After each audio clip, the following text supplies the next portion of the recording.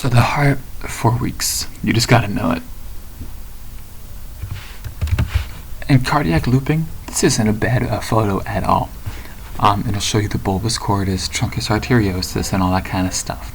But I think there's a better picture that kind of shows you the counterclockwise movement of everything, and then the ventricles getting pushed down, and that's what I'm going to use. So,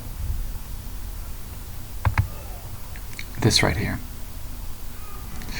You can see how you have the ventricles moving in a counterclockwise position, and then how these things get shifted downwards. Wonderful, wonderful, wonderful.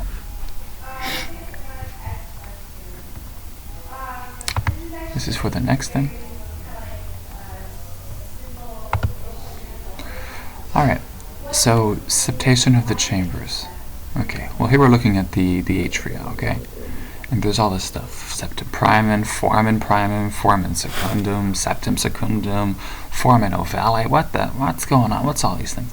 And this is also a very good image. But in case you wanted a different image, that's the one that I'm going to use. But the information is the same. Okay, so if you look at this as this being the top, maybe tilt your head and have this the top and this be the bottom, where the endocardial cushions are. So a septum is something that divides something. Nasal septum. A foramen is an opening. So of course you have the growing septum primum, and well, of course the septum primum isn't all the way there yet, so you have this giant opening, you have this giant foramen. Okay, and as the septum primum goes, the foramen primum gets a bit smaller. Once the septum primum is all the way there, the foramen is gone, so you just have the septum primum. Primum, of course, many of them like first, like the premier, the whatever. And then, of course, you have this foramen secundum, a second hole that is formed inside the septum primum. So what do? Well, you recover the hole. Right here with the septum secundum. And of course you have the foramen ovale because it's not completely covered or there's an issue. And sometimes the foramen ovale remains. And when the foramen ovale remains, you get something called a paradoxical embolus, or if you get a bunch, you get paradoxical emboli.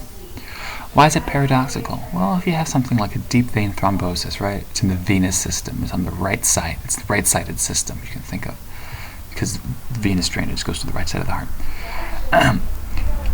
You would expect the problem to, if it were to embolize or whatever, it would go up the venous system and maybe cause a problem on the right side.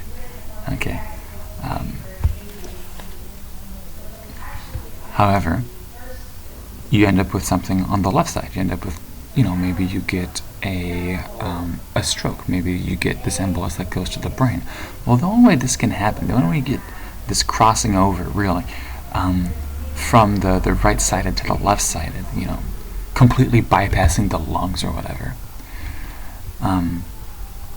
is if you have an opening right here, where you have foramen ovale that's patent. Because again, remember, if you have a thrombus or that turns into an embolus or whatever, on the right-sided system, you would expect it to go up through the venous system, right atrium, right ventricle, and then it would go onto the lungs, and maybe you'd get some sort of pulmonary embolus or something. And you would say, oh, well, the origin is right-sided, of course. And that's where you would expect right-sided emboli to end up, If it doesn't stop somewhere in the venous system, it goes to the lungs. However, sometimes if you have this opening right here, or if you have a patent foramen ovale, where it's patent and it's not open, then you end up having this embolus crossing over to the arterial side. And of course we know that when the heart pumps out, its blood, it go up to the brain, can go to the rest of the systemic circulation. And so when you end up having this embolus going to the brain, you have to look for something in the heart that's patent, that's way open, like a patent foramen ovale. So they love asking questions like this. And where's the problem? Well, it's a problem with atrial septation. You have an atrial septal defect.